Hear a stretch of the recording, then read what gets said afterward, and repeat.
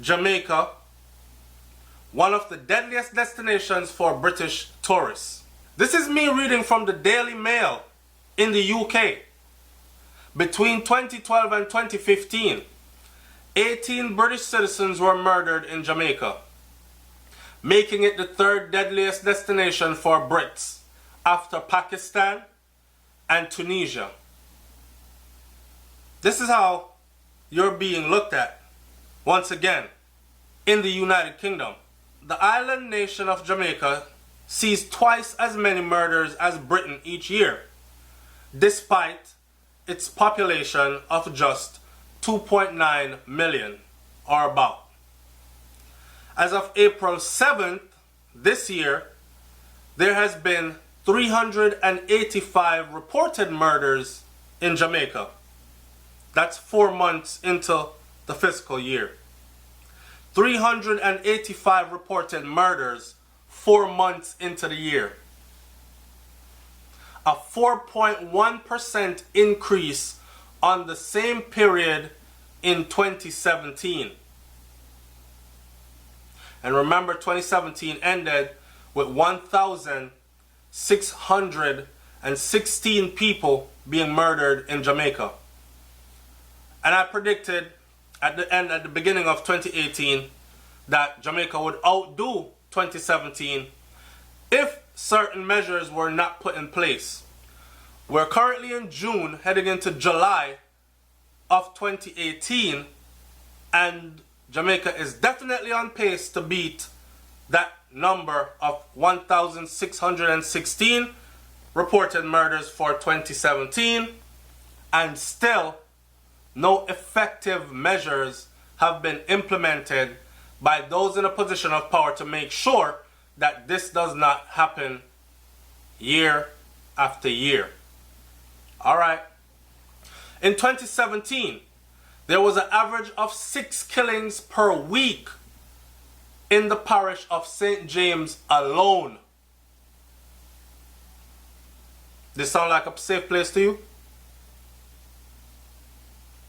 The increased level of violence in St. James, which included the popular resort town of Montego Bay, saw authorities declare a state of emergency in January, which had been extended until August. State of emergency supposedly is still in place now. They've given it another name to save face. It's no longer called state of emergency in Montego Bay. They're giving it another name. But people on the ground will tell you that it's not much of any state of emergency, because people have been murdered there just the same, even with this so-called state of emergency or whatever they want to call it. The increased level of violence in St. James, which includes the popular resort town, Mobile, right? In March, the Jamaican government declared an additional state of emergency in St. Catherine North, saw authorities declare a state of emergency in January, which has been extended till August. In March, the Jamaican government declared an additional state of emergency in St. Catherine North State, focused on Spanish Town, Linstead, and Bogwalk, which will remain in place until next week. The UK Foreign Office advised the British tourists that they should exercise caution if traveling in these areas when in Jamaica. Now, I've heard people say stuff like, it's just a matter of time before the British government ban their citizens from traveling to Jamaica altogether.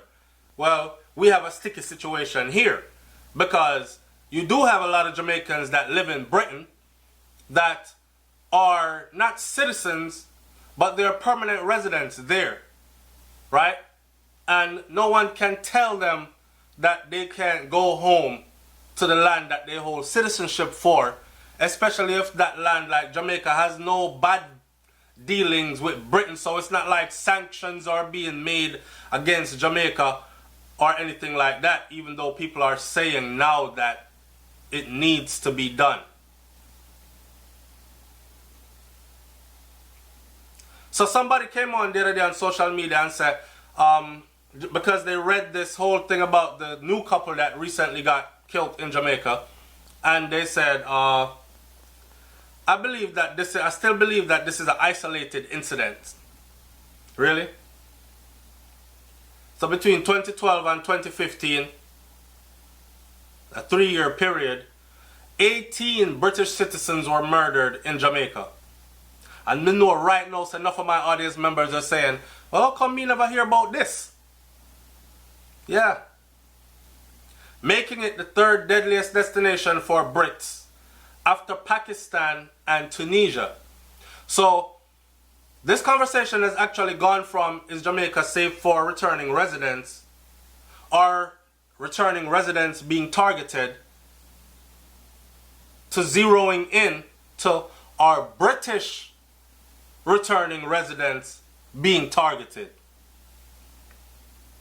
In June of 2017, Norma Jones, 59, from Dulwich, London, was shot dead in the streets in St. Andrew during a 5-week holiday to the island. In July of 2014, British businessman Keith Moraine from Eggbaston was found dead with his throat slit in Spanish Town after he was kidnapped shortly after arriving in Jamaica. In January of 2013, 80-year-old Imani Green from Balham, London, was shot dead while on a family holiday. And the list goes on and on. So, this is to just give you a little heads up how you're being viewed now in the eyes of the Brits. Or in Britain, this is how they're talking about Jamaica now. I know ignorant people are still saying stuff like, I don't know why always I try to bring down Jamaica, you know. Cause them things here, murders happen everywhere. I actually read these comments today. Murders happen everywhere, so what's the big deal? I said, wow. What a callous stance to take after someone has lost their life. This happens everywhere, so what the big deal? Some people have even gone as far as to say stuff like, them people here are probably involved in things. Trust me, SouFLo. Them not a slap with nobody where not involved in a thing, so.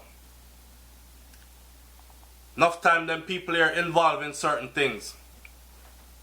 The truth of the matter is, majority of these people are not involved in anything. You have some 70-something-year-old, some 80-something-year-old, some 50, 60-something-year-old coming home to Jamaica and they're getting killed. And they're not involved in anything.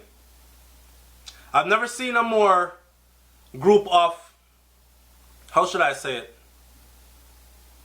May I look for the words because I'm lost for words.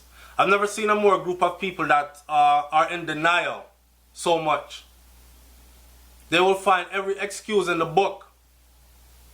They will even go as far as to curse out the news for reporting it. They will curse out SouFLoTV for reporting it and speaking on it.